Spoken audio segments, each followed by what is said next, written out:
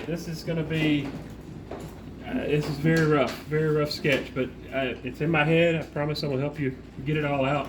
We're not going to have a reference photo for this, but overall it's going to be our little barn here with a puddle reflecting, and with the windmill there reflecting in the puddle. A little bit of rain off in the distance, and a very tonal, different colors than what we normally use. But to start with, we're going to give it that warmth, we're going to tone the canvas. This is burnt sienna and gesso, and I'm going to do it probably about 50-50. The goal is kind of get the color, well, not exactly the color, but about the value of like cardboard. Something about, saying that. Yeah, something about like, cardboard. It's a little pinker than what cardboard would be, of course, but maybe just be a little darker. Put a little water in it. Don't want to get too much water because I want it to be kind of creamy cover. I just want to make sure I get that down in the canvas really good. Now, let's do this. When we get up to the sky, well, really the whole thing, I want to use this background to give it some warmth, but also to give it some texture. So especially as we get up to the sky, let's leave some brush strokes in it. All right, don't smooth it out perfectly. Let's get it.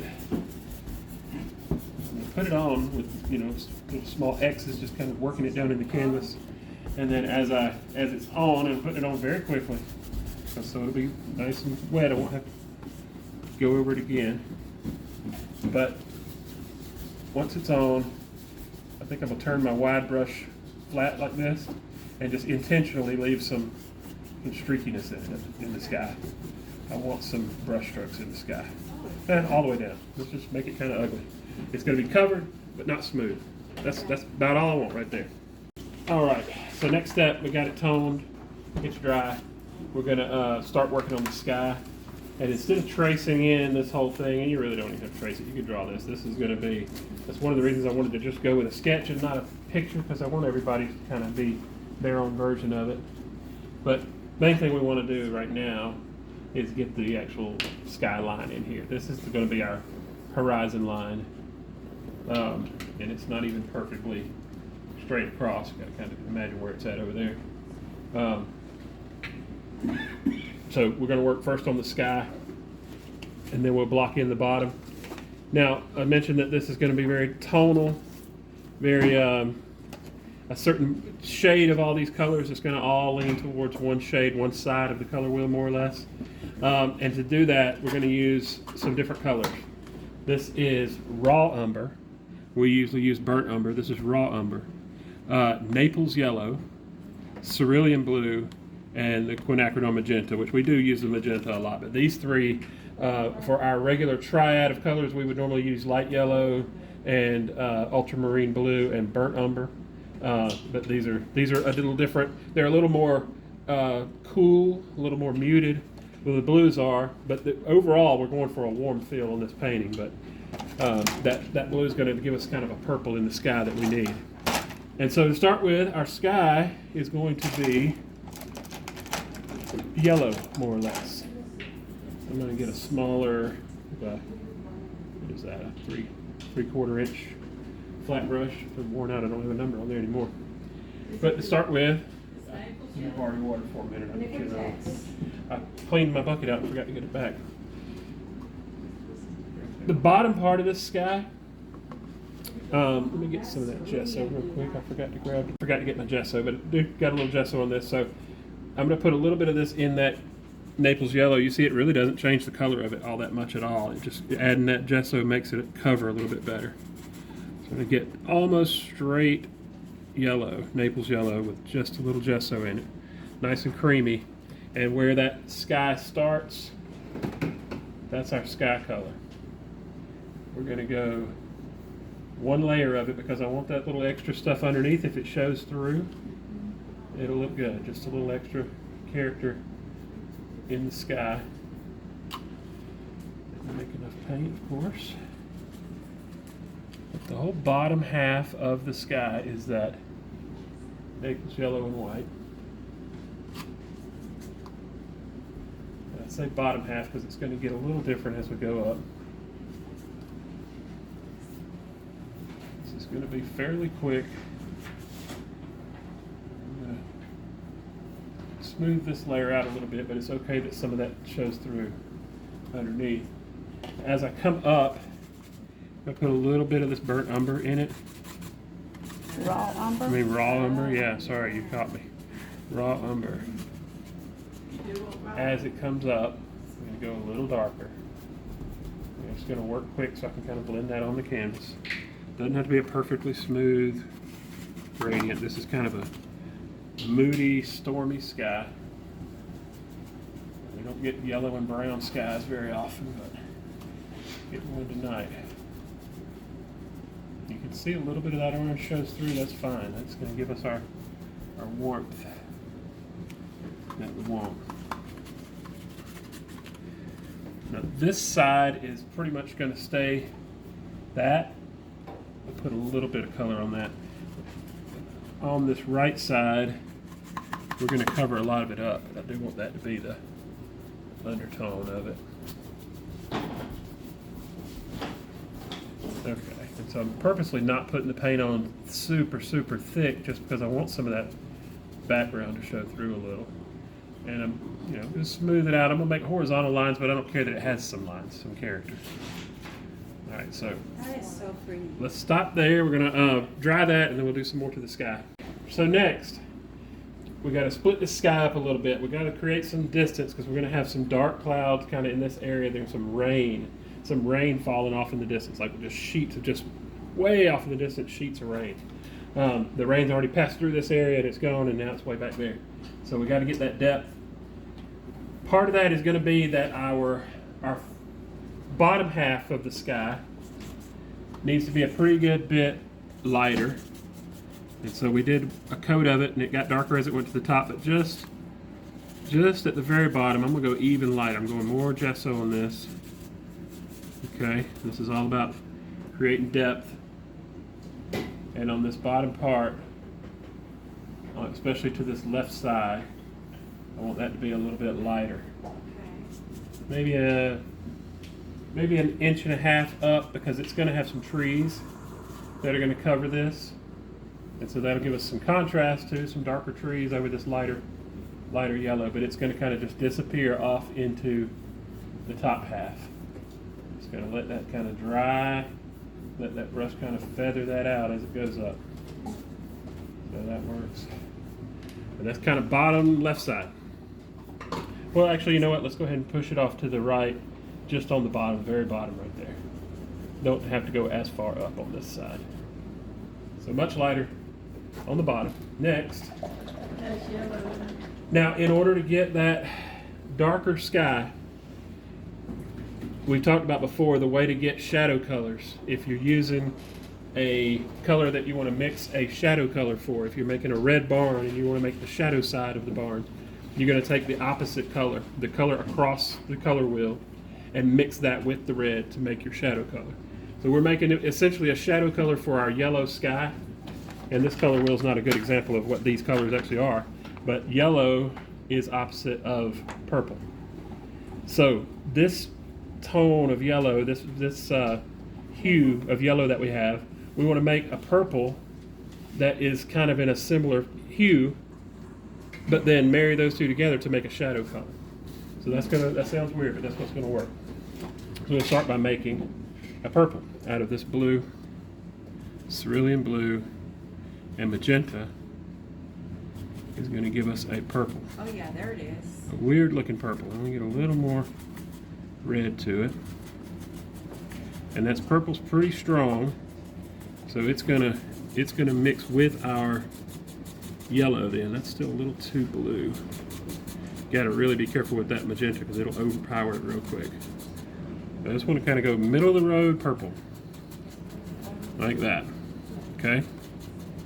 And we'll put just a tiny bit of gesso in it to get it in the same kind of family as that other color, the same, I guess, value family. I mean, hue family maybe. Not exact. But as we mix that, being opposite colors, as we mix that with the yellow, it's going to give us a color that's a grayish purple that's going to look good in our sky. You always pull off from the side and come back in towards it so you can kind of add a little as you go, because what we want is somewhere in the middle here. So that color right there, it's a purple, but it's gray, but it's okay to use with that yellow because it's made with that yellow.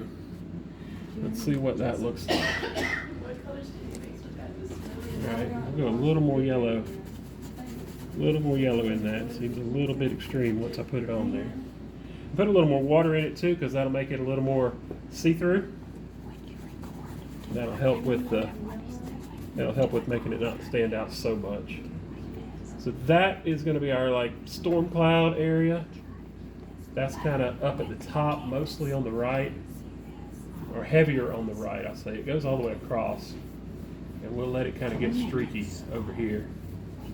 I'll make sure I go off the canvas real good. Let that go. Lots of water as I get on this side. If you get it too thick, you just put a little water with it. You got to work quick. Did you put gesso in that? Just a little, yeah. But it's got more water, so it's a lot more see-through. This side, it needs to come out a little lower. We're going to put us a little rain cloud over there. But it's okay that it has a pretty distinct line between where the yellow stops and the purple starts. I don't want a hard line, but it's okay that it has a little bit of a distinction between there, because that's giving us some depth. It doesn't have to be a perfectly smooth gradient. But having these streaks in here kind of gives the illusion that it's kind of clouds, and that's okay. And you can still see some of that orange color showing through at the top. That's good. So not a whole lot to it, just kind of watery. So now we got this purplish gray that, and see, it works with that color. Now it's kind of hard to see it with this bottom being as orange as it is. We'll block that in a minute and it'll look more right. But when you can block that out, the sky makes sense. So we're going to next do a little darker cloud here, and we'll put our rain cloud. But go ahead and get this far first and get it completely dry. So we got to put some darker clouds up here and some other stuff over here. But before we do that, I want to put the rain in, because we'll put the rain and then we'll put the clouds on top of it, sort of. And I've got my stiff bristle fan brush. This is the one I use for grasses and things. It's kind of chewed up really good. I'm going to use it, some water. I want a color that's a little bit different than this purple. I want to start with that purple, but I want it to be a little bit more grayish blue maybe. If we're not careful mixing a lot of blue in with this yellow, it's going to get green. But the green, we always say stay away from the green because it looks like a storm. Well, we're painting a storm, so a little green is not going to be the end of the world. But it's more of a gray. It's a little more blue than what's up there, but it's more of a gray. Okay. All right. Then I'm going to put that. I'm just going to throw this on quickly. Downward strokes. We'll need a little more water. I'm exactly doing it. I'm going to go straight down strokes real quick. I don't care that I'm going over my bottom half. I'm going to paint over that. I'm not going to put any more paint in the brush now. Just going to keep going over this until it gets soft, really soft. Now I want it to be solid all the way to the ground in the middle, but the outside doesn't have to be. You know how this looks when you see that rain far off in the distance. That's it. All right, don't overwork it, don't overthink it. That's the rain. Of course, this sky, this land is going to be covered, so you're only going to see that part of it. We're going to have cloud up there to kind of drop in the rain. That's it. Sheets of rain, really thin, lots of water, a little bit blue or gray than the purple above it. So do that and dry it, and then let's do the clouds. All right, rain's dry. That sounds weird, but yeah, I dried the rain. Gonna put some clouds in here. I don't want to cover. No, we don't want to make the sky completely stormy, but we're gonna put some not too detailed clouds. And to make that color, I'm gonna go back with the same purple that we made to mix with the yellow for our sky. So we made a purple. Brought some Naples into it. It gives us the grayish blue sky color. I want it to be a little more purple, a little more intense. Gonna have to play with it till I get exactly what I want here. I'm still working in this same pile that I've been kind of in. And this is my sky color. Let me see what that looks like. It's pretty much what I had. I might put just, well, I don't know, I don't really want to darken it with the brown. I think I'll darken it with more purple. Just a little more blue, a little more. I want it dark. I don't really necessarily want it straight purple. I want it to be a little more gray. I may have to put a little bit of this brown in it to get it to be a little more gray. Yeah, you can Kind of mute it just a little bit. Do want it to be gray. It's gray, but it's a purpley gray. All right, so this is just a dagger brush. You can use whatever you're comfortable with. I'm going to get a lot of the paint out of it. I want it to be kind of flat to start with because I want the bottom edge of this cloud to be kind of far off. I'm just going to kind of zigzag back and forth and let the brush do some work for me across the bottom of here. Okay, and as I go up, it's going to get a little bigger, a little more pressure on the brush. Let that kind of give me a little more. Still not trying to make puffy individual clouds, just want to kind of get the paint out of my brush. It's the first step here. And as I come up, I can lay the brush down even more and kind of scrub all that out. Now if I work quick, I can come back, clean my brush, and with that, get out of there. With that watery part on the bottom, I can come back and soften some of these hard edges on the bottom with some water. I really want all that real hard stuff at the bottom, but you see how it kind of disappears. Kind of softens up with just some water. You got to work quick on this because it will get away from you if you overwork it. Main thing is just like side to side zigzag strokes. Don't think about painting clouds. This is just a stormy sky. But it does kind of stop right at the top of where that rain starts. All right, so while I'm in that, smaller clouds far off in the distance, kind of bigger as they come up to the top. So to kind of keep that theme, I'm going to put some bigger stuff up here. Just kind of tie this side to that side. It's just back and forth zigzag strokes to make a jagged looking, character in the sky. Now when my brush is kind of clean, I might try to get just a thin amount of it. Try to do some thinner stuff, which would be further away, more towards the bottom, even further down, even into the yellow a little bit if you want to. Just want to keep these kind of thin and far away and wispy. And you can just, if you get any that look weird or whatever, just put a little water in it. I want this side to be brighter. Okay, this side has my yellowish light, and I can even come back with some of that if I want to. My light yellow, and I could do some lighter, texture type stuff with the lighter shade. Whether you want to call that clouds or just far off stuff.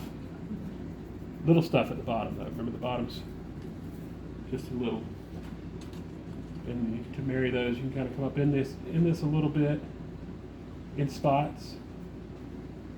I know it's easier said than done, but it's best if you just don't think about it too much. Just do it, throw it in there, and if it's horrible, you can add some water to it and wipe it a little bit. If you go try to make it perfect and you overwork it, you're going to hate it. This kind of stuff's always better when you just throw it in quickly. But I do definitely want to make sure that I have some really light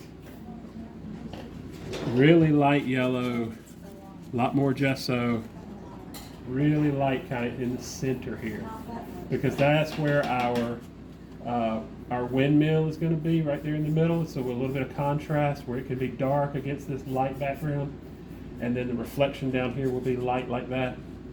So having a little bit of light cheats a little bit for us later on. It kind of helps us off, helps us get those colors right in the reflection. It's going to make that reflection down there look a lot better. Okay, that's it. Storm. rain. Last step for tonight, and we're kind of running out of time, so if you don't want to do this, you can wait till next week and do, get started early with that. I'm just going to kind of block in the bottom half just because that orange is making it look so weird, and I'm ready to see what it looks like with the kind of almost correct colors there. We're going to put just a simple gradient in to begin with, starting with the Naples Yellow again, and just a little bit of that raw umber, just a little to begin with. At the top, get a little bit more umber. So this top part, it's about the color we want. Yeah, we're going to do some more to this top edge, but just because I want to see what this looks like with the right colors blocked in. It's hard to see with that, all that, orange there. Sienna.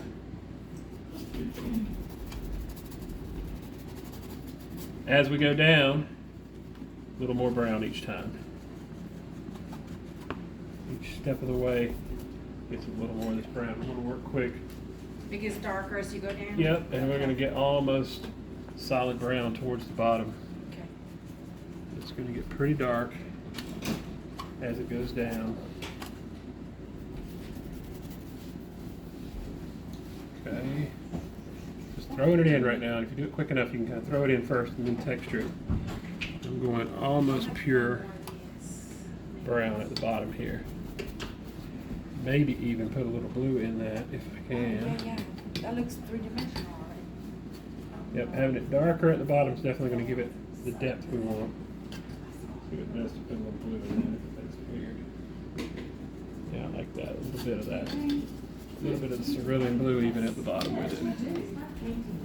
Okay, so one. So throwing that in there like that, and then I'll take my little texture brush with just water on it. This is my grass brush.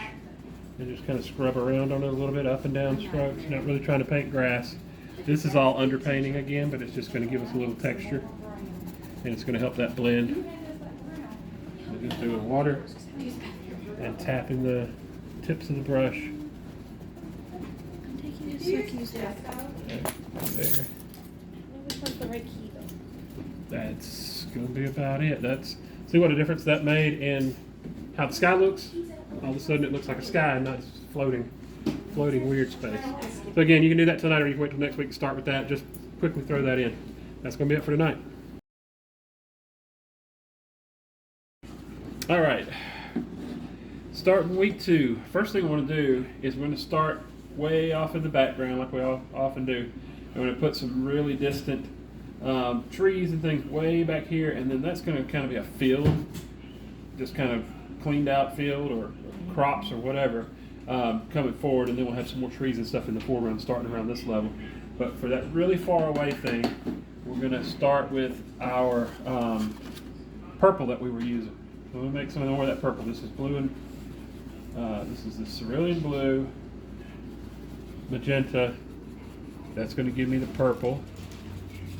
Let me grab some gesso real quick. Okay. So I'm going to put a little gesso with that, and then so it's not quite so pretty, I'll knock it down with some of this yellow like we've been doing. This is how we had our, same way we made our clouds, those colors. This is far, far away.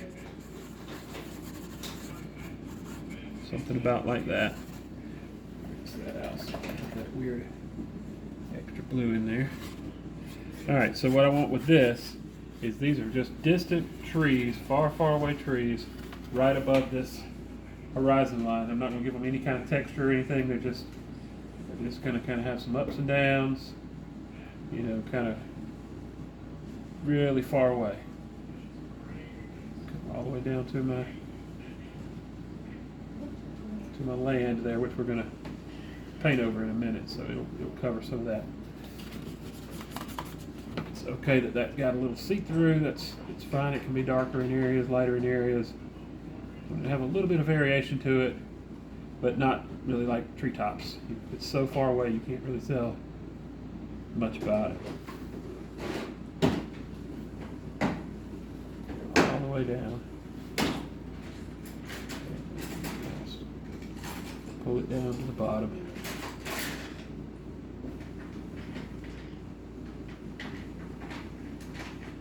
Just that. Nothing to it. Far away hills, trees, whatever it is. It's far away, it's purple. Next part of that same brush, because I'm not trying to get much detail. I'm going to come in with some of this Naples Yellow and Gesso. I want to be a little bit lighter than what's down here, but not this light. So we'll go a little bit of my raw umber in there too. That is probably about it right there. Just a shade lighter than what is there. And I'm going to clean up that bottom, that really far away edge there. Not going to spend a whole lot of time on this, but I just want to get a little bit of texture in that horizontal, kind of horizontal lines in that. Not real bold, just to kind of give the effect that this field is out here. We're going to cover some of this up coming forward, but you'll be able to see just this little bit of it.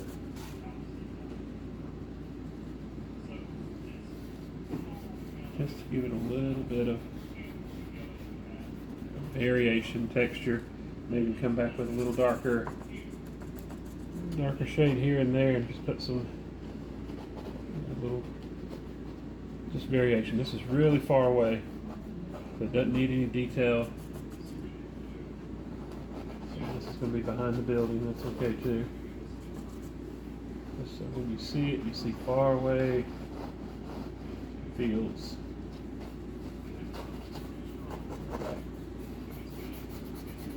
I'm going to stop there, we'll dry that, and then we'll come back and do some trees on the front.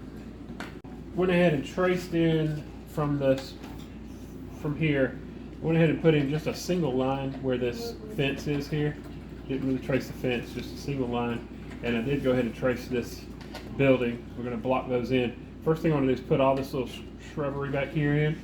And notice it goes from the fence line, it kind of goes up a little bit above halfway into our field. So my fence line is right there. I don't know if you can see that sketched in, but I'm going to get whatever brush you like for this. And I don't have a lot of good chewed up brushes. You get one that's kind of old and beat up like that works best. Sometimes you may have to beat it up, but I just want to go with some straight, just some straight burnt umber. I may put a little bit of the cerulean in it and try to get it a little bit grayer maybe. Yeah, like that. Now, with these colors, we're not going to be able to get a black. We're not going to get a really dark. But later on in the end of the painting, we may have to use some other colors to get a good dark color for our darkest values. We'll go with these as long as we can. So I know my fence line is going to kind of come about right here. Just going to throw that in real quick up to my building, and then my trees. I just want to make them. They're not far away, they're kind of close, so I'm going to give them some texture if I can, but I'm not trying to paint individual leaves necessarily, but leave some holes in them. They don't need to be solid, and let them have variation, you know, size variations up and down, even coloration variation. These are pretty much in the foreground, but by putting them up here like this, it's going to make that other stuff further away.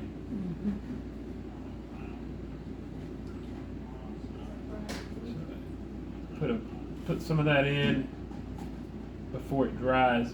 Do a little texture to it, some scratching on it. Let's see. Before that dries, I'll get my palette knife here. See if I can just kind of scratch some brush, trunks, sticks, whatever up in it. Just a little bit. On over with it. This is going to be a bigger tree, or two trees together there, so I don't want, when I get over here, I'm going to make it kind of lower, just because I leave some room for that tree above.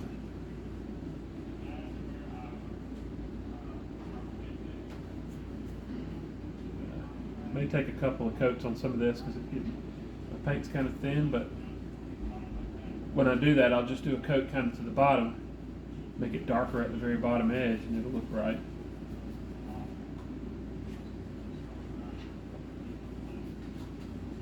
And it goes up. I know I got my house here, but it does kind of go up behind here. There's even a little bit of a tree kind of sticking out the back of the house here in this corner. Pop that in there while I'm in this. And I'm going to go ahead and continue it on around the end here too. Okay. Like I said, if you do a second coat when it's dry, you can get a little darker, a little thicker paint maybe, but I'm not going to go all the way up to the edge. I'll just kind of come up to the about halfway, start at the bottom. That gives it a little more depth, but it also ties it to the ground a little bit when it's darker at the bottom like that. Makes it look like it's kind of grounded, gives it kind of a shadow side underneath. And work quick enough, you can still kind of scratch in some little trunks and sticks and twigs and things in there. Just a little.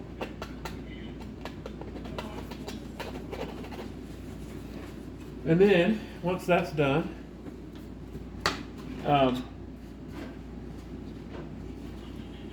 with that done, I'm going to go ahead and just block in this, because I've already got this color, this dark color, burnt umber with a little blue in it, same color we've been using. I'm just going to kind of block in this building. I think I want the roof to be pretty dark. And this is just a little flat brush. You can use whatever you're comfortable with. Just a tip, when you're painting these buildings, try to get those corners as sharp as you can get them. That is going to be the difference between it looking realistic and looking like a cartoon. If those edges don't get sharp, if they are, rounded, you keep going over them, trying to get them clean, and you keep going over them, and they get rounded. That's when it starts looking like a cartoon. So this is just a first coat. It's going to kind of block it in, this dark color. I am kind of following the lines of where the roof will be, but you see it's not even covering not even really covering the paint underneath it yet. So it's going to take a couple coats of this to really work. But all of those corners, if you can get them nice and crisp, it will really help with it looking real. It's a natural thing to want to keep going over it and try to get it, and you end up with rounded corners, and then it all looks bubbly and cartoony. Good flat brush will help with this. You need to switch to a liner to get some of it. That's fine too. Whatever it takes to get those edges clean. Now that is, mess that up, wipe that off, because that roof don't shape like that. I painted over my sketch right there when I painted my background, but I realized in painting that roof it's got another curve to it. That's alright. It's got two pieces. It's a piece that comes there and a piece that comes down like this. So that back roof will be that way too. Go down, and then that piece comes down from it. Yeah. Now I want to get that point real sharp. See, it's already rounding off on me. Go back to my liner and clean that up if I need to. Now this is just blocking in. But I do want to block in the roof part darker than the face of the building.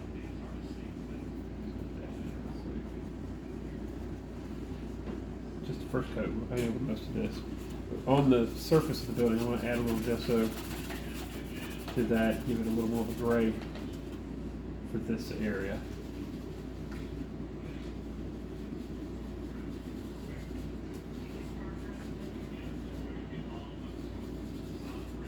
Clean up these edges later too, but just blocking it right now.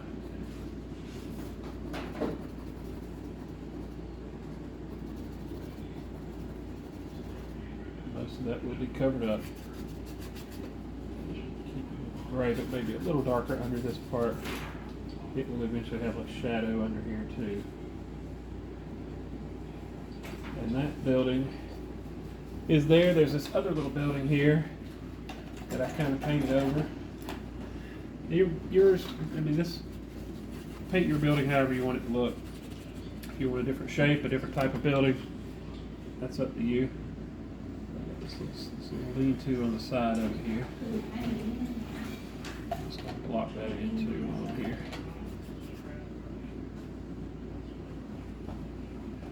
There's a lot more detail into this later. Just blocking in right now. Don't really matter what the bottom looks like. It's going to have grass and stuff at the bottom. So let's get that far. The building blocked in, and this little shrubbery in the foreground here. All right, let's go ahead and put in these little trees, the bigger trees here in the front while we're in this color.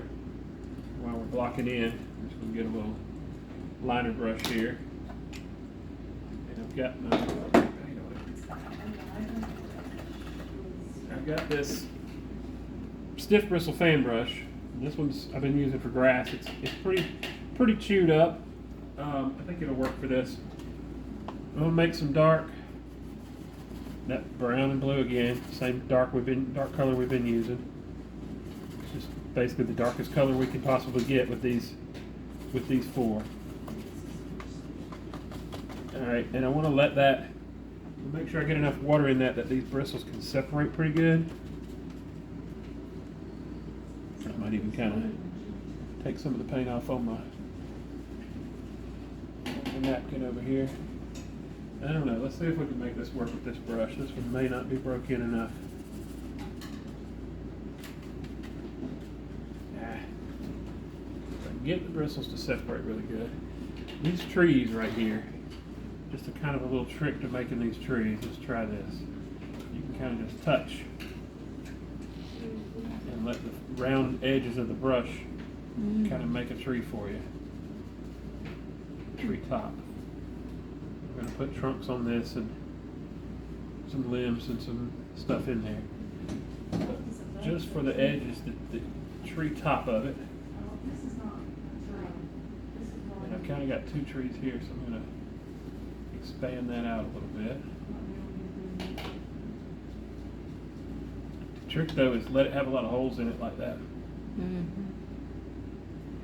Okay. So now, then I'm going to take my liner and pull those up from here. And having the limbs already in place, it kind of informs you on where you should put these little. I wanted it to be kind of a double tree, so I'm going to put a second trunk there. And it doesn't take a whole lot of this, a whole lot of branches, but that kind of creates that for you. Just make sure you leave a lot of holes in that. And if you need to come back and kind of looks too neat or too clean, you can kind of mess up the edges here and there with your little brush just to fix some spots if you have weird spots. But yeah, letting that brush do the work for you is the easy way to do it. Now I may, once this is done, I may come back and put some little highlights in between there where the light's kind of shining through. But for now, I think that's probably good enough for those two. Stop right there. So Next thing we're going to do is block in. We're all about blocking in tonight. So we got the building. We're going to come back to that later. It's just blocked in right now. Let's block in this puddle. And I'll go ahead and warn you, this is going to make this look weird. And we're going to leave it here tonight looking weird. But it will look right tomorrow. I mean, next week when we pick it back up, it will make it look right. But for now, I'm going to mix some gesso with some of that Naples Yellow and get basically our lightest sky color. And I'm keeping it pretty creamy. There's not a whole lot of water in here because I need it to cover. And whatever brush you're comfortable with, this is a dagger brush, but something that you can get a a good sharp point with, and this may not be the right, but I may have too much paint in here first of all to get a sharp point. Let me just get see if I can get that to do that. Because I want these, and I did trace this in from the sketch. Yeah, I'm gonna have to get a different brush because that is not giving me a fine enough point right there. This little flat brush won't cover as quickly, but it'll let me have a sharp point. But that's what I want. I want to come out to pretty sharp edges on these points where they come out. The hard part about this is going to be making it flat. You know, it's going to have to look really flat, and when we're just blocking it in, that's not going to look right. I'm just telling you right now, it's going to begin with, it's not going to look flat. It's going to look like a big blob of paint floating there. And you can't probably see my lines that I'm following here. But the main thing is we got to have good horizontal. You can see them. Good horizontal lines to keep it looking flat. And it's going to take a couple coats to get it to cover solidly. That's okay. That it's kind of splotchy looking right now. These lines to come out kind of pointy like that. Your puddle don't have to be exactly like it is in this sketch. You can kind of go with it, but I know I'm going to have my windmill right here, and I want to have a place for it to reflect. I'm going to see if I can see my lines a little better. This puddle has to come down far enough here that it can have that reflection in it for that windmill that we're going to put in. But there's very few vertical lines. All these lines are horizontal. That's what helps it kind of look flat. Sorry, I'm moving it around so much. I can't see my pencil marks in there very good. Here.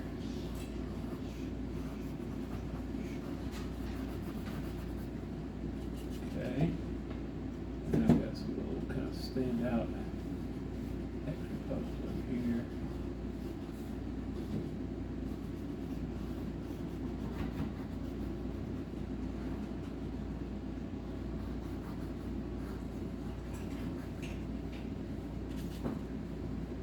Just kind of wing it here. This may not be exactly what's in the drawing, but kind of That looks good, actually. see what you need.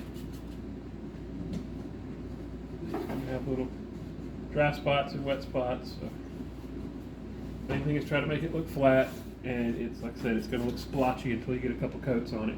But eventually, I'll probably end up doing 2 or 3 coats because I want it to be pretty stark. I want it to be pretty white. You know, that color right there, basically.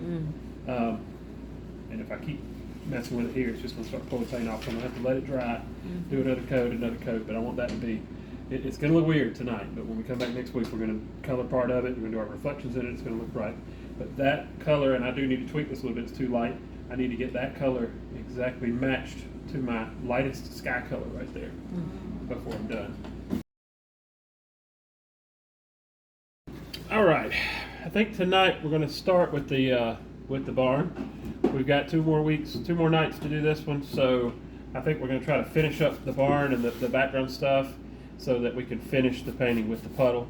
Right now the puddle looks weird, and I want to jump on it and make it look right because it's standing out and it looks so weird. But some of the stuff up here is going to reflect into it, so we need to finish all this first so we know how to reflect it. So saying all that, we're going to go to the barn. This painting is going to be, it's pretty dark at the top. It's dark at the bottom, but we want it to get lighter across this middle strip, which is going to be the lowest part of the sky and the highest part of the puddle. The puddle's even going to get darker down here. So our lightest areas are going to be through here. We don't want to lose our contrast with the building against the light sky, but I do want to lighten it up a little bit because it is kind of in that middle. And so starting there, it's just blocked in right now. There's really nothing to it. Starting there, I'm going to lighten up part of it. I think I want the roof to be a pretty good bit lighter, and sticking with these same colors that we had, and so it'll match everything. I think I'm going to start with just a little bit of gray, which is going to be the brown and the blue together, with a little bit of gesso in it. It's going to give me a little bit of a bluish gray. And I honestly, after looking at it, I want this to be dark because it's in shadow. There's going to be, there's not really a sunshine, direction from this. The light is kind of behind it. So the line of this roof, I don't want it to lose that contrast, but I do want the surface facing the sky to be a little lighter. And so I'm going to go lighter on this, and it may be that the roof ends up lighter than the building, but we'll play with it, see what looks right. And so to start with, I'm just going to try to put some texture, some tin roof on here. And this roof is in sections. It kind of goes down and then comes down again, so I'm going to try to keep that. And just try to lay some shape in here, because then I want to come back and maybe put a little rust on it. If you're going to do this, make sure you follow your lines pretty closely and keep the hard lines at the end hard. It's going to take a couple layers of this, so I want to make sure I don't get my lines off on this first layer, because every other layer will be off if it's off here. But these old barns, the tin roof, not always perfect on it anyway. So imperfection is okay, but structurally built wrong is not okay. Mm-hmm. You can tell the difference.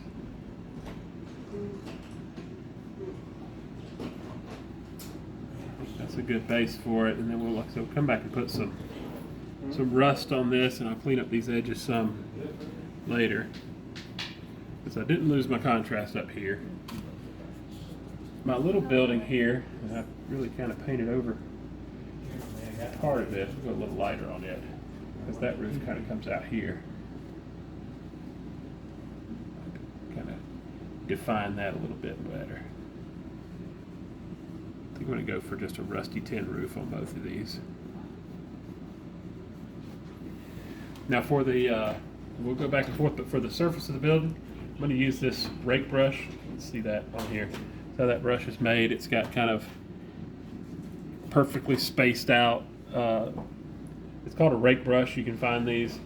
This one gets used once in a while, usually just for this exact thing, which is just going to be putting the lines on this barn, the boards on the barn. Like I said, I want the roof to be a little lighter, so I'm going to go darker with the first layer anyway of this barn, if I can get darker.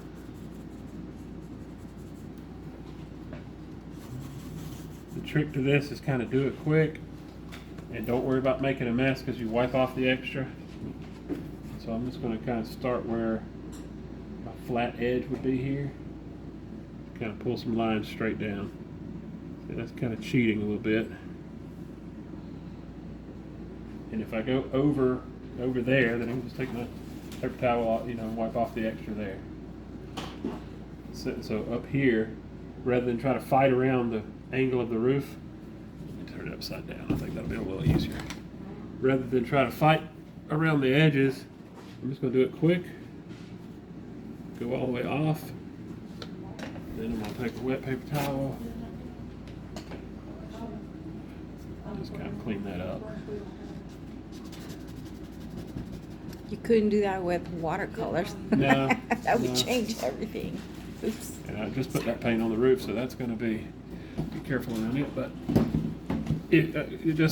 I know that from doing it before, where if you try to get in there with a liner and make perfect individual lines, it's much harder to make it look decent.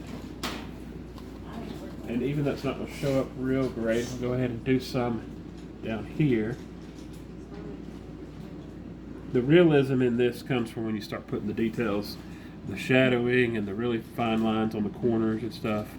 This right here is just what we would call texture. It's just, so far we're just going to do a little texture. So that couple steps there, let's go move on. Something to this tree. It looks too two-dimensional, too flat. I think what I might do is try to get a little bit of a green going. It's kind of hard to make a green with these colors, but I'm trying hard to stay in the bounds of these colors right now, because I think it'll help us in the overall tone of the picture. Let's see if I can get a little bit of a green that's not too weird. I don't want much of it. just a little hint that this tree is not black. A little bit of three-dimensional shape to it here and there. What I like to do usually is just put some color on in patches, and there's no direction to where the sunlight is, but it is above us. It's not coming from the ground, so mostly be at the top of the tree. Just kind of put a little bit and then kind of touch around on it to soften it. That's probably enough right there. Doesn't need much. Just to give it a little bit of a 3D. It's kind of flat looking. I don't really want to do that on these, but I do want them to be maybe as dark as possible at the bottom in the parts that are kind of see-through. Maybe kind of how that one's kind of, I've done this one time already, you can see part of it's darker. But at the very bottom right here, I want that to be pretty solid. So if yours needs that, I don't think I'll do too much of it, just a little at the base of it, just to make it a little more solid across the bottom. Let's get that far. Let's just get the first row of texture on everything. We'll come back and do a little more detail on this building. Okay, so a couple of washes now. This was just the first layer. We'll do a little bit more detail on this, and I went ahead. I knew at some point we were going to have to get some additional colors, but the bulk of this now is done with these tonal colors, but we are going to need to have some darker darks, and so for that I've got Ultramarine Blue and Burnt Umber that we're going to make a black out of. But to start with, I've got some Burnt Sienna. I want to add a good bit of this to this painting, especially in the foreground. It's a good bit warmer, and so when we come to the grasses and things, we're going to put a little bit of this Burnt Sienna in here. But for now, I want to put just a lot of water in it. This is going to be our rust. Let's see what the best way to do this is. Sometimes to do one of these washes, and this is dry, this painting is dry, I'm going to just put some water on here. Just going to wet it where I want the wash to be.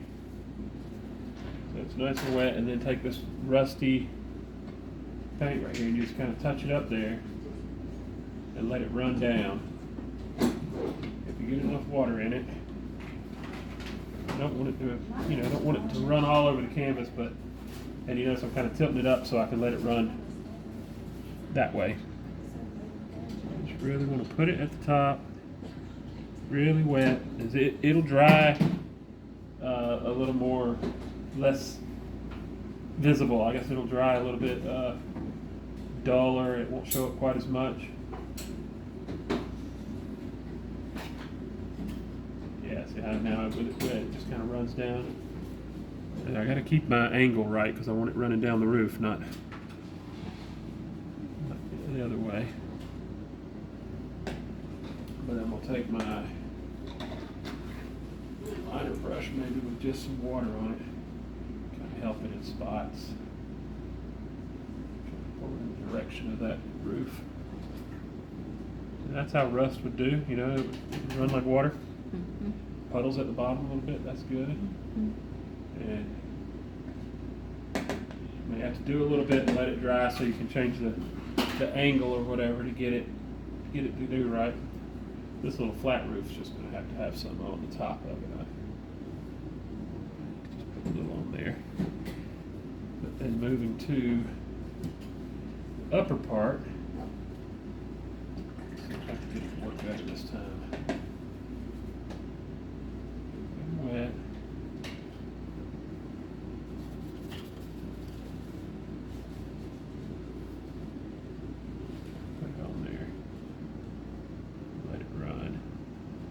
I don't want quite as much on this top part. Help pull it down a little. And you can do, it may take several layers of this. And if it puddles too much or gets out of hand, you can always kind of tap around on it with a paper towel, dry spots of it. Now, I'm gonna let that dry. We'll move on to the next part. But the thing that makes buildings like this, right now, it's just texture, but the thing that makes them look a little more realistic is at the end, putting the final edges and making everything nice and crisp. Part of that is going to be adding some really dark. I'm going to make some good black here.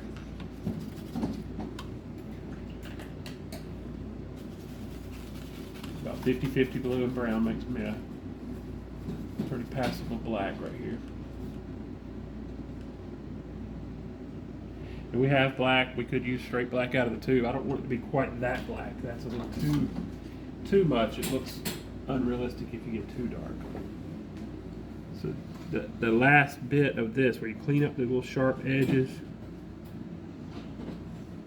and make those lines straight, it makes a big difference. This is the under part of that roof on the other side, so it's going to be nice and dark. But then we're going to also use this black to do some washes for shadows over here.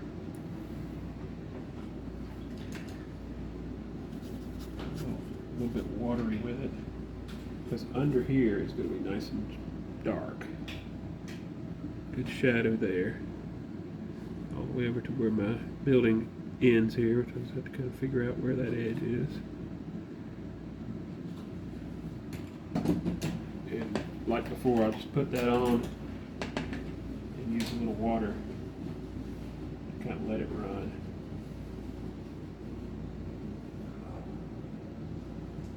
Yeah,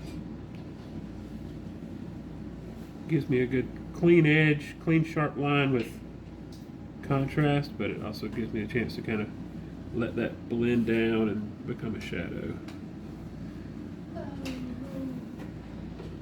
While I'm in this dark stuff, I'll go ahead and darken this door here.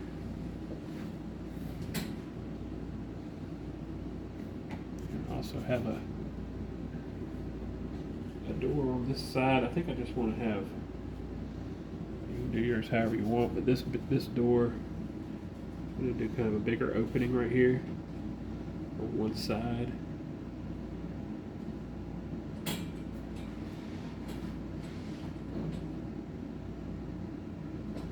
Because I think I want to have a little bit of a shrubbery and stuff kind of growing in front of that. But my more dark lines, that I don't know exactly how this works, but a lot of them have the sliding door thing. I don't want to put a door on here, but I will put some rails.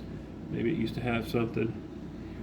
This is just a chance to just add some details, things there. I actually do want to put a tree on that side eventually. I don't want to trace the whole thing in black like you would a comic book, like a coloring book or something. But on the places where you need some contrast and where you can get away with it, it helps to kind of clean up those edges And brings and give it. yourself an edge. Yeah, And makes this side would have a shadow again, so some of that there. That's dimension. Yeah, it gives it a lot of detail, even though you're not doing a whole lot to it. Washes here and there. And I'll come back with some edges. With the last part, after it dries, I may come back with some lighter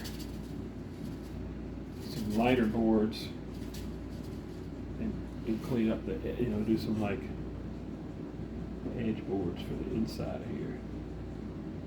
Some things like that. Not too much, and I don't want it to be too perfect. It is an old barn, but I'll go back and forth with this, and it'll work better again after it dries. But just don't want to trace the whole thing out. Like I said, like a cartoon. But on the sharp edges that you need to sharpen up, this is a good chance to do it. Especially up here where the contrast, and I just messed that up. I'll try that again. I want that to be nice and sharp up there. Maybe a little bit of a smaller brush. This one is right there. Yeah, now I just wet it, ain't gonna work right. Try it a little bit.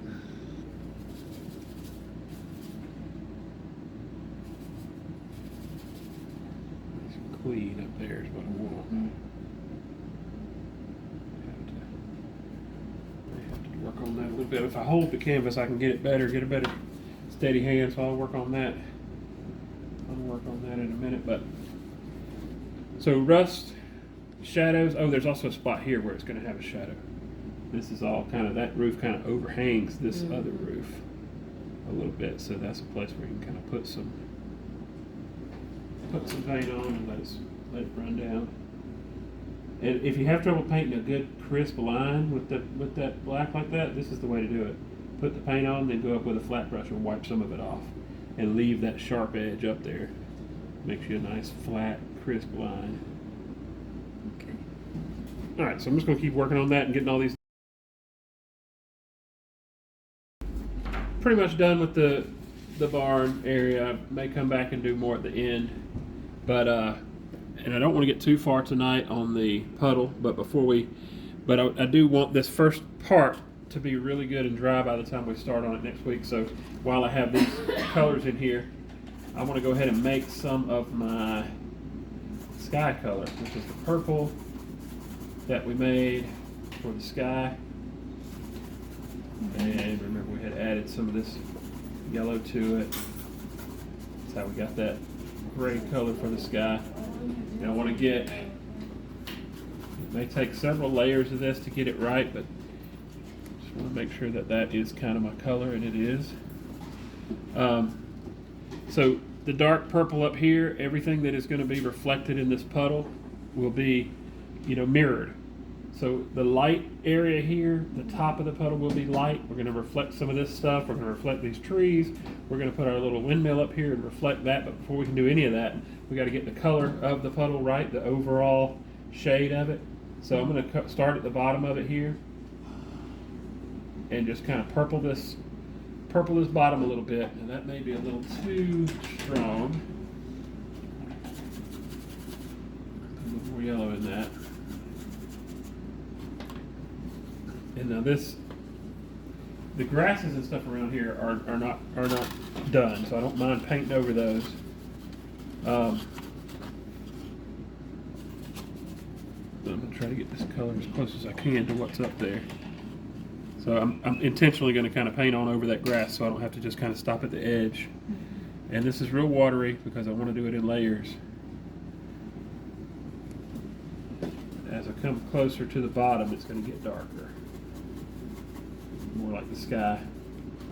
And that may have been, it was wet from wiping it off. Just look at that.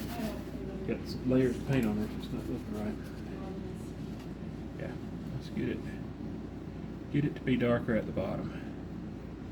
Just going to kind of lighten it. Now I don't want to go any further up than about here, so I have to just kind of use my finger on my paper towel to kind of blend that down. I think I just got too much water in my paint to let it blend right.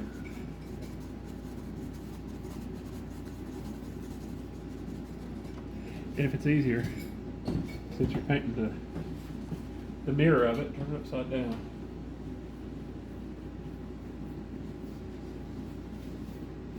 And again, this grass is not there yet. We're going to paint that grass in later, so all we're really worried about is the sky.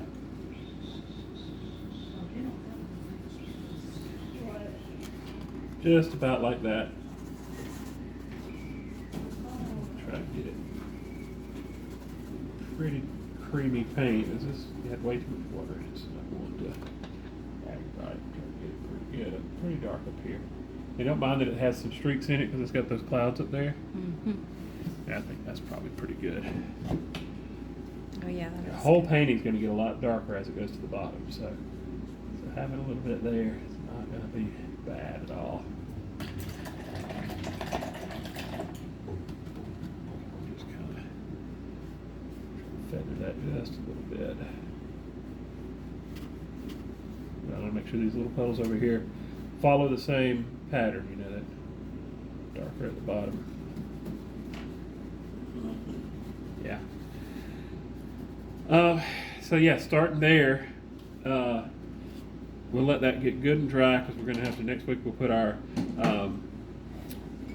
windmill, what I'm trying to say, and put that in, and we'll start painting all the reflections. All of this has to reflect, the tree has to reflect, the corner of the barn has to reflect. There's a lot to do in this puddle. We got to basically paint all of this painting again on the puddle. Upside down. Put the grasses around it, so that'll be next week. Okay. All right, we got to finish this thing up tonight. What we got left? We got to put this windmill in here.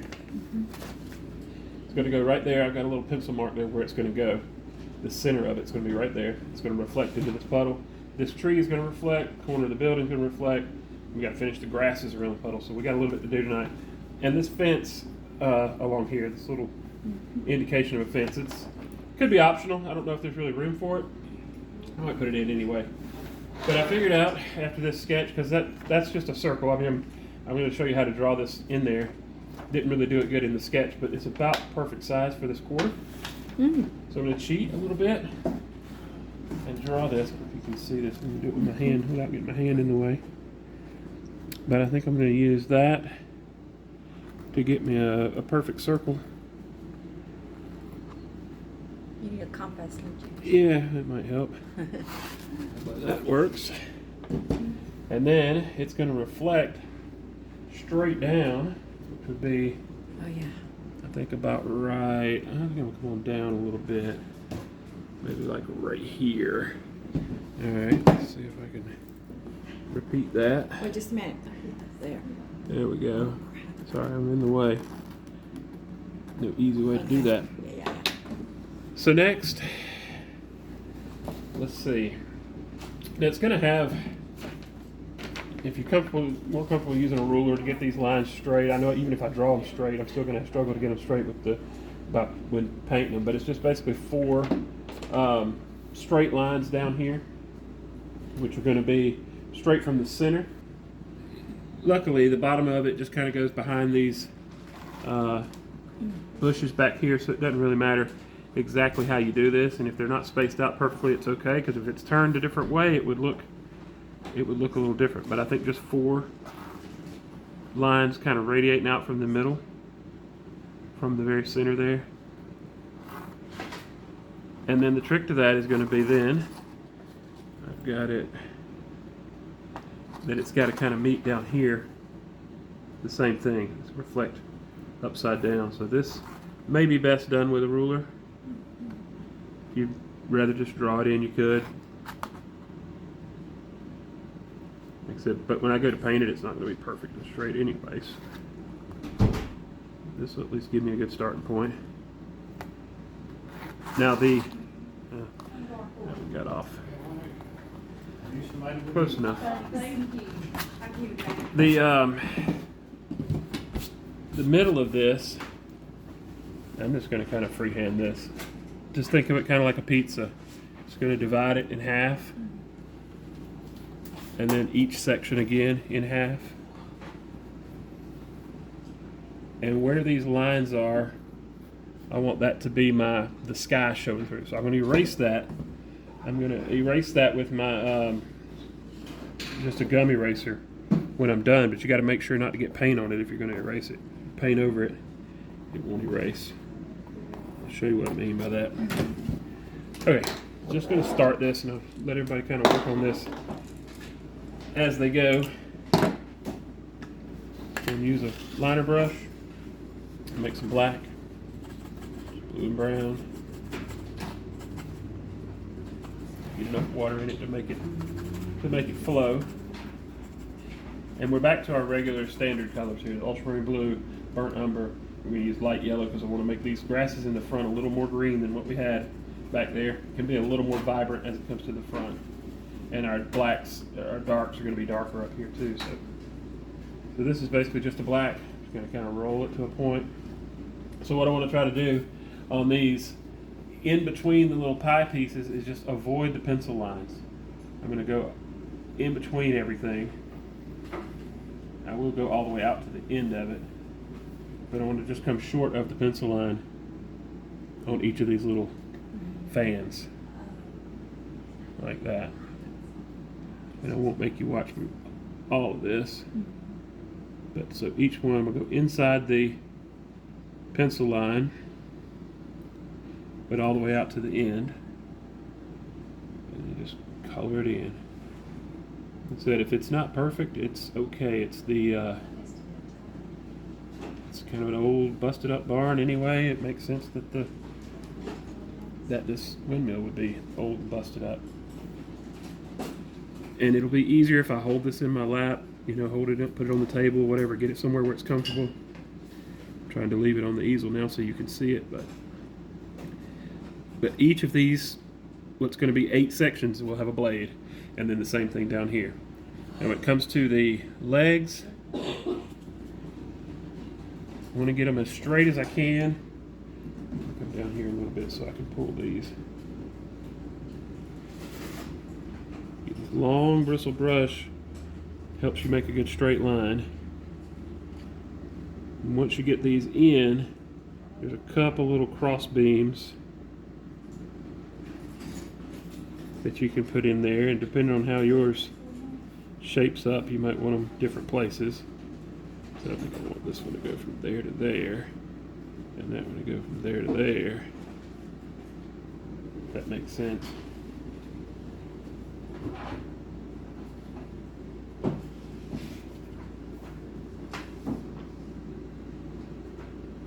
I don't think there's any real standard design to these things. It'll look right whatever you do. Make it square. Kind of do the same up here. The point is that it's dark against this light sky. It's got a good contrast to it, and it's going to reflect the same way down here. So finish that first, and we'll come back and work on some more later. All right, so that's in and it's dry, but it's black and it's really stark. I'm gonna dirty it up a little bit. I got some burnt sienna, and you put the tiniest amount of white in it, just the tiniest amount, just to make it cover. And a little bit of this yellow gives you a good rust color. And if you want it darker in spots, you can put a little of the dark brown, burnt umber in that for like the shadow side of it. So really watery, washy, but because it's got that white in it, the reason I wanted to put that little bit of white in there so it'll show up on top of this black. And I think with this, I want to put a little rust on the blades, just kind of on one edge of them. That's going to help it kind of look like it's got that 3D twist to it a little bit. Yeah, that got between the... Just want to make sure you're good and dry when you do this. Yeah. Let me just start over. Make sure it's good and dry. Alright, so it's just going to be kind of half of it. Because I want to do it kind of quick and then fade it. I don't want really a hard line. But I do just want that one half of the blade to be kind of rusty. I'm trying to make them look like they're twisted a little bit. And this middle part, just kind of make it a little more solid. It may have a little bit to it like that. But I think I'm just going to use this same brush since it's such a small space. Just clean it out and dry it. I'll try to use that to kind of fade. Kind of scrub that a little bit to kind of soften that edge as much as I can. Yeah, something like that. It's rust, it don't have to be perfect. Just a little here and there. Such a small space.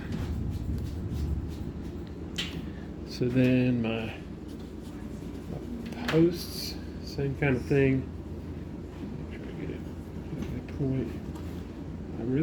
This will help me kind of determine which ones are the front ones and which ones are the back ones. Put a little highlight on this one and that one.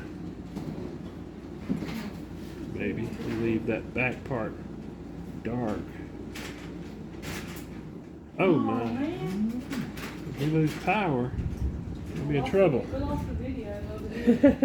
Oh, okay. Oh gosh. Alright. Alright.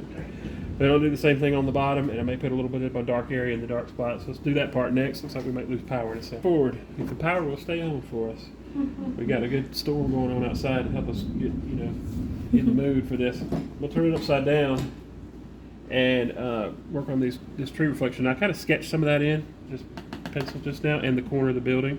So it's going to be the exact opposite of what you have here. And because our windmill here is a little bit shorter, so will the tree be. Everything kind of crunches down a little bit right there. So we'll start with some of that black.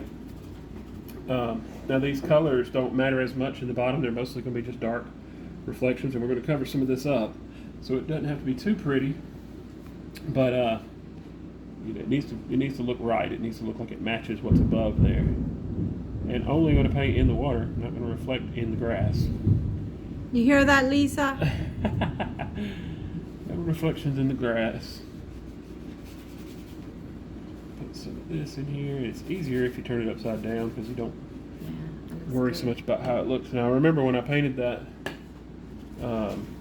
that tree, kind of used this fan brush and kind of just let it do the work, kind of laid it down. It don't have to be exact. It's a reflection in the water, so it's not going to be perfect, but just some. That's splotchy looking, but that's okay. I'm going to let it run a little. It's watery. Let that be what it is. All right. The other part, get my dagger brush here. And I'm starting with black on this, just a dark shadow. I'm going to make it a little more brown. Just a little more brown. Maybe even try to get that barn color a little bit, but not worrying too much about matching it exactly. But my barn, you can stay with me here, is going to reflect right there. Over to here.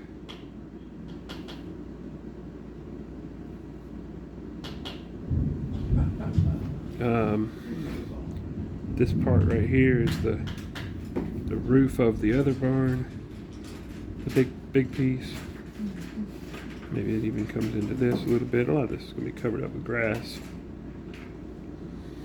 And that some black for this part here where it's going to reflect that opening. Just kind of what you see above comes down below. We're going to block all that in with grasses. This part has a little black under here as well. Splotch that up a little. Alright, so while I got this dagger, I'm coming here with a little bit of brown in my black. Darker brown. Turn back upside down because this is going to be this little row of bushes here. And I don't want them to be all that tall because, like I said, we're scrunching everything down a little bit. It's going to cover some of that, and I should probably dry that first. But just to kind of show you how it's going to go. A little bit of that stuff reflected in here. Where it gets taller, go up a little higher.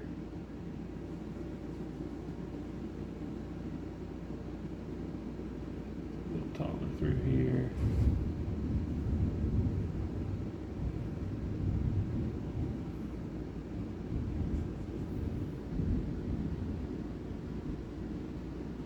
Okay. That's better. Wow, that's good. It does look it, kind of make it all come together. And I'm going to let that dry. The last thing we'll do, we'll come back and we'll do grasses around here and little rocks and pebbles and ripples and things to cover some of this stuff up. But get all your reflection stuff as good as you want it to be. To start with, I'm going to come back and darken that a little bit, I believe, because I want a strip of grass that's kind of light across the middle there. But yeah, all your reflection stuff as good as you want it, and then we'll go mess it all up. We'll dirty it all up. And that'll be the last step with the grass. So now we got to put some grass in. These, like I said, this is not perfect, but some of it's going to get covered up, and this is a good opportunity to kind of cover up the parts you don't like. Now I darkened my brush line across here and in the shadow because I want to leave that little strip down the middle there to be lighter. Because I want the light to be in the middle because we're going to have darker corners on our grass. So I think I'm going to start there, and I got some regular Naples Yellow. Let's see what kind of color I can make with this. This is the yellow we were using earlier. Sienna with it, maybe. I want to get a light, kind of a hay color, for this grass back there. Let's see what that looks like. And this is just my dagger brush. We'll see if that'll be good enough to give you something here. Yeah, just that little strip of land in between there to kind of separate where the water stops. I'm gonna go all the way across with it, but I don't really want to get in my shadow of my building here. But mainly just across that middle. Let this thing give me some little bitty grass edges maybe. I don't know if it's going to give me much, but yeah. So in between here, where our grass is coming between our water, we're going to start putting some of this in. Like I said, I'm starting with this lighter color, but I'm not going to stay with that very long. As a matter of fact, I'm going to go ahead and put some of this, let's put some regular burnt umber in it. A little darker with it.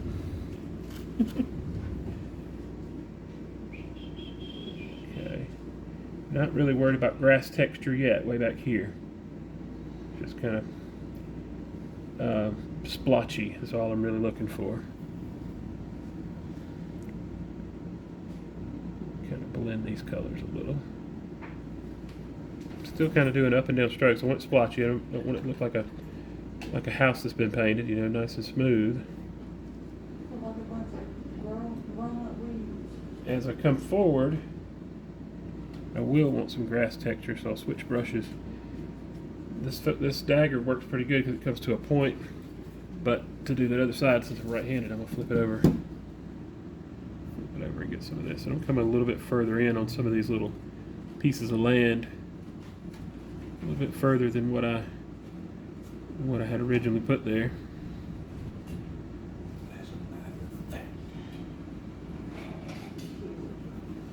Okay, and that's that lighter shade. I'm going to lighten my grass up just a little here in the middle of towards the middle of the painting. I'll give a little bit of grass texture to this with my fan brush in a minute, but blocking in the splotchy shade of it. Let's see. I like doing this upside down because you don't know what it's going to look like till you flip it over.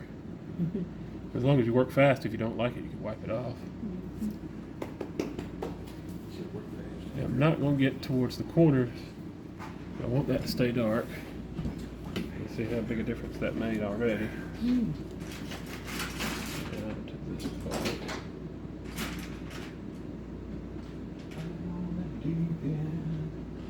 I got I got a lot of fan brushes that I use, but they're all kind of big.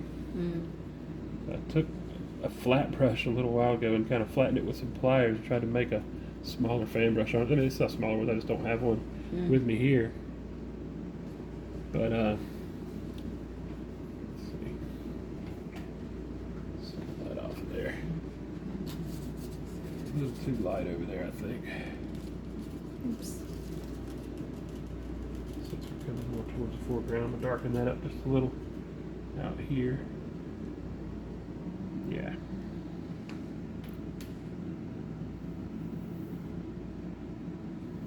Oh, the power just flickered again. Okay, so then this is that little fan brush I was saying I kind of made. Use some scissors, cut it up. Let's see how it works. See if I can just get some real small grass textures on here. Just tapping. Just really want those to kind of come up over the front edge of that water a little bit. Just to show, yeah, just like that. It's not gonna, if I go up too far, it'll be too big, too far away. I want to make sure it's small grasses back here, and as I come forward, they can be bigger.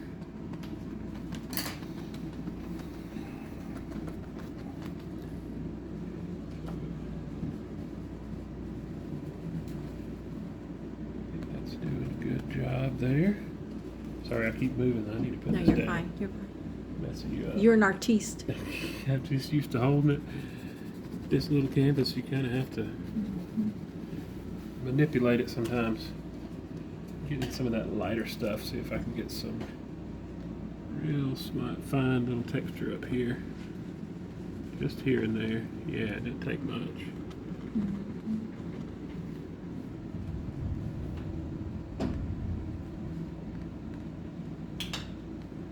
Yeah, any little bit helps. But you can't get like big up there. Like I said, it's gotta get darker as it comes down, and the blades, the grass gets, more prominent as it comes down. The blades are more visible. Come out into the water with some of that too. And as I come to the real foreground, I want to get a good bit darker.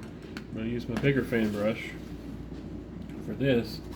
I'm going to get some blue in that brown, get it towards my black, but I'm still pulling some of that brown and that Naples Yellow in here, so that gives us our rich brown we've kind of worked with before. Just stay there. Get plenty of water in it, so my bristles will separate, and that's going to be down here for the corners. Nice and dark around the corners, especially down on this side. These bigger patches of grass up here. And it's just a downward tap with this brush if you got plenty of water in it.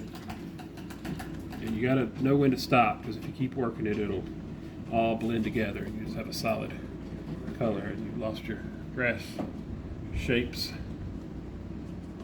That little bit right there. Yeah, that looks good right there. Makes a big difference. So, and I'll work that a little bit more, but while I got you here, this is also the time where you could take a little bit of that dark if you wanted to. We'll pick this up so I can get a little bit steadier hand here. You could come in here and do some little areas where the land kind of pokes through. Maybe they're rocks. Just some little spots here and there. Especially when it goes on top of your reflective stuff. It really makes it look right. This is the darker shade, which I'll do in my light areas. But you can also come back with the lighter stuff, lighter grass color, in the areas where it's kind of dark, and do the same kind of thing. Just, whatever it is, dirt, rocks showing through, just a little something covering up some of those reflections. And I'll go back and forth with some more of that and some more grass textures, but that's going to be it. I'm going to keep this area down here kind of empty and plain. That's where I'll do my little autograph, and I may lighten this strip just a little more because I like for that to stand out, but that's going to be about it.